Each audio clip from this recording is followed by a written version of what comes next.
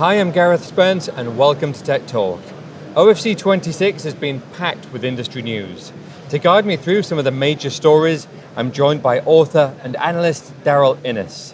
Daryl, what have been some of the standout stories? Well, clearly we're in a very exciting period of this market. It's just booming. One of the issues that we discussed previously is whether this is a period where the market is going to crash. We don't see that now. There will definitely be periods where the market goes up and down, but all the fundamentals look like this is real. Optics is needed for the AI infrastructure. Have there been any surprises at the show? I would say the one thing that stood out to me is associated with a conversation that I had with a few startup companies.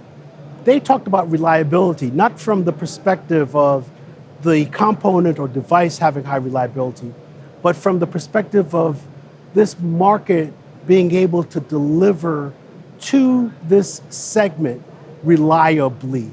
In order to do that, we, as a group of industry leaders, need to come together, work together to deliver the solutions that's required.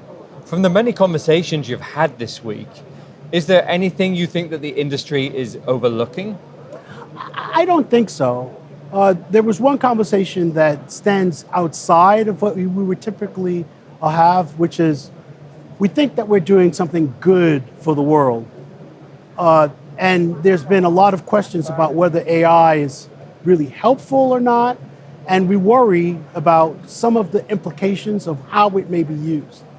However, what we learned or what we hear is that some of the leaders of the companies that are delivering to this area, they are also concerned, and they are also taking steps within their companies to make sure that it's doing the proper things for humanity.